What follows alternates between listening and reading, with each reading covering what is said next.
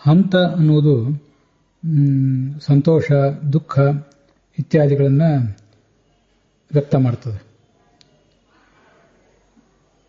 ಕ್ಷಾಮ್ಯಂತು ಮೇ ಹಂತ ಮುಹುರ್ಮಹಾಂತಹ ಅಂತ ಮಧ್ವವಿಜಯದ 1ನೇ ಸರ್ಗದ 8ನೇ ಶ್ಲೋಕ.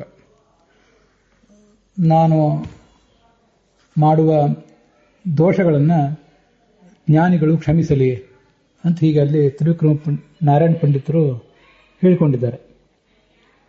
ಅಲ್ಲಿ ಹಂತ ಅಂದರೆ ನನ್ನ ಉದ್ಗಾರ, ಯಾರು ಕವಿ ಬರೆದಿದ್ದಾರೆ ಅದನ್ನು ನಾರಾಯಣ ಪಂಡಿತರು, ಅವರು ಹಂತ ಅಹ ಅಯ್ಯೋ ಅಂತ ಅವರೇ ಉದ್ಗಾರ ಮಾಡೋದು. ಸಜ್ಜನರು ನನ್ನನ್ನು ಕ್ಷಮಿಸಲಿ, ದೊಡ್ಡವರು ಜ್ಞಾನಿಗಳು ನನ್ನನ್ನು ಕ್ಷಮಿಸಲಿ, ಕ್ಷಮಿಸ್ತಾರೆ. ಅಯ್ಯೋ ನನ್ನನ್ನು ಸಜ್ಜನರು ಕ್ಷಮಿಸಲಿ. ಕನ್ನಡದಲ್ಲಿ ಅಯ್ಯೋ ಅಂತ ನಾವು ಅನುವಾದ ಮಾಡೋದು ಕಷ್ಟ, ಅದನ್ನು ಹಾಗೆ ಅನುವಾದ ಮಾಡೋದಲ್ಲ.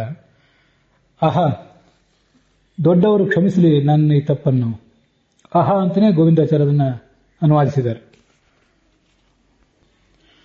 ಅಥವಾ ಅದನ್ನು ಅಹ ಅಂತ ನೀವು ಹೇಳದೆ ಹೋದ್ರೂ ಕೂಡ ದೊಡ್ಡವರು ನನ್ನ ಈ ತಪ್ಪನ್ನು ಕ್ಷಮಿಸಲಿಪ್ಪ ಅಂತ ನಾವು ಒಂದು ಟೋನ್ನಲ್ಲಿ ಹೇಳ್ತೇವೆ, ಅದನ್ನು ಧ್ವನಿಯಲ್ಲಿ.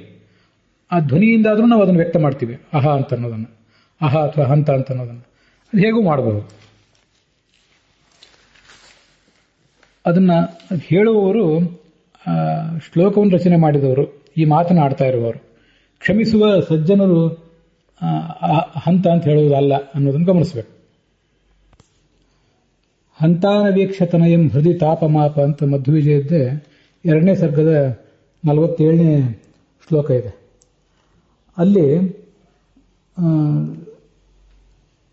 ಆ ವಾಸುದೇವ ಮಗು ಎಲ್ಲಿಯೋ ಕಣ್ಮರೆ ಆಗಿರ್ತಾನೆ.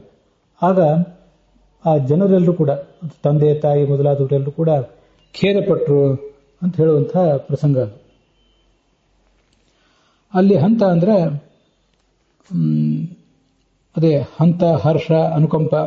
ಅಥವಾ ವಾಕ್ಯಾರಂಭದಲ್ಲಿ ಹಂತ ಅಂತ ನಾವು ವಾಕ್ಯಾರಂಭ ಮಾಡುವುದು ಕೂಡ ಕೆಲವು ಕಡೆ ಇದೆ. ಹಂತ ಭವಾನ್ ಕಿಂ ಕರೋತಿ, ಹಾಗಾದರೆ ನೀನು ಏನು ಮಾಡ್ತೀಯಪ್ಪ, ಹಾಗಾದರೆ ಅಂತ ನಾನು ಹೇಳಿದೆ ಅಷ್ಟೇ. ಈ ಥರ ವಾಕ್ಯ ಪ್ರಯೋಗದಲ್ಲಿ ಕೂಡ ಹಂತ ಅಂತ ಅನ್ನೋದನ್ನು ನಾವು ಸೇರಿಸ್ಕೋಬಹುದು. ಈ 2ನೇ ಸರ್ಗದ 48ನೇ ಶ್ಲೋಕ ಇದೆಯಲ್ಲ, ಅಲ್ಲಿಯೂ ಕೂಡ ಅಹ ಮತ್ತೆ ಹುಡುಕಿ ಆ ಮಗನನ್ನು ಕಾಣದೆ ಆ ತಂದೆ ತಾಯಿ ಒಳಗೊಳಗೆ ಬಗೆಯೊಳಗೆ ಬೆಂದರು ಅಂತ ಹೀಗಿದೆ. ಅಲ್ಲಿಯೂ ಕೂಡ ಅಹ ಅಂತ ಹೇಳುವವರು ಯಾರು? ಆ ಕವಿಯೇ ಹೇಳೋದು. ಪಾಪ ಅವರು ಸಂಕಟಪಟ್ಟರು, ಪಾಪ ಅವರು ಸಂಕಟಪಟ್ಟರು ತಂದೆ ತಾಯಿ ಅಂತ ಅದನ್ನ ಆ ಘಟನೆಯನ್ನು ವರ್ಣಿಸುವವನು ಹೇಳೋದು. ದುಃಖದಿಂದ ಪಾಪ ಅವರು ಸಂಕಟಪಟ್ಟರು ಅಂತ ದುಃಖದಿಂದ ಹೇಳಬಹುದು, ಅಥವಾ ಅದನ್ನೇ ಸಂತೋಷ ಅಂತಲೂ ಇಟ್ಕೋಬಹುದು.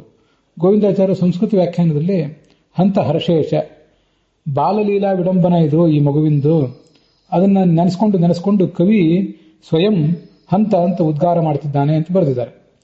ಅಂತೂ ಸಂತೋಷ ಅಂತ ಅರ್ಥ ಇರಬಹುದು, ಅಥವಾ ದುಃಖ ಅಂತ ಅರ್ಥ, ಅದಕ್ಕೆ ದುಃಖ ಸೂಚಕ ಇರಬಹುದು ಅಥವಾ ಸಂತೋಷ ಸೂಚಕ ಇರಬಹುದು.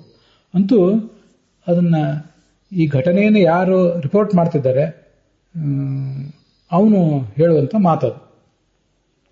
ಅದನ್ನ ನೋಡಿದ ಕವಿ ಆಗಿರ್ಬೋದು, ಅದನ್ನು ಬರೆದ ಕವಿ ಆಗಿರಬಹುದು, ಅಥವಾ ಅದನ್ನು ರಿಪೋರ್ಟ್ ಮಾಡ್ತಿರುವಂಥ ಮತ್ತಾರೇ ವ್ಯಕ್ತಿ ಇರಬಹುದು. ಅಲ್ಲಿ ಹಂತಾನವೇಕ್ಷತನೆಯಂ ಹೃದಯ ತಾಪಮಾಪ ಅನ್ನೋದಕ್ಕೆ ಅವರು ಅಯ್ಯೋ ಎಂದು ಗೋಳಾಡಿದರು, ಅಯ್ಯೋ ಎಂಬುದಾಗಿ ತಂದೆ ತಾಯಿಗಳು ಗೋಳಾಡಿದರು ಅಂತ ಅರ್ಥ ಅಲ್ಲ ಅದಕ್ಕೆ. ಹಾಗೆ ಕೆಲವು ಕಡೆ ಅನುವಾದ ಮಾಡ್ತಾರೆ. ಅಲ್ಲಿ ಆ ಶ್ಲೋಕದಲ್ಲಿ ಆ ತಂದೆ ತಾಯಿಗಳು ಹೇಳುವಂತಹ ಮಾತನ್ನ, ಅವರ ಮಾತನ್ನ, ಡೈರೆಕ್ಟ್ ಸ್ಪೀಚನ್ನ ಅಲ್ಲಿ ತಗೊಂಡೇ ಇಲ್ಲ, ಅನುವಾದ ಮಾಡೇ ಇಲ್ಲ. ಆದ್ರಿಂದ ಅಯ್ಯೋ ಎಂಬುದಾಗಿ ಅವರು ಗೋಳಾಡಿದರು ಅಂತ ಅದಕ್ಕೆ ಅರ್ಥ ಬರೋದಿಲ್ಲ. ಬೇರೆ ಬೇರೆ ಕಡೆ ಹಂತ ಅನ್ನೋ ಶಬ್ದ ಇರೋದನ್ನು ನಾವು ಗಮನಿಸಬೇಕು ಸರಿಯಾಗಿ. ಆ ಗಮನಿಸಿದಾಗ ಹಂತ ಅಂತ ಅನ್ನೋದಕ್ಕೆ ಅದನ್ನ ಯಾರು ವರ್ಣನೆ ಮಾಡ್ತಿರ್ತಾನೆ, ರಿಪೋರ್ಟ್ ಮಾಡ್ತಿರ್ತಾನೆ ಆ ಮಾತನ್ನ, ಅವನು ಹೇಳುವಂತಹ ಮಾತು ಅನ್ನೋದು ಗಮನಕ್ಕೆ ತಂದ್ಕೋಬೇಕು. ಸಂತೋಷದ ಸೂಚಕ ಇರಬಹುದು, ಅದು ದುಃಖದ ಸೂಚಕ ಇರಬಹುದು.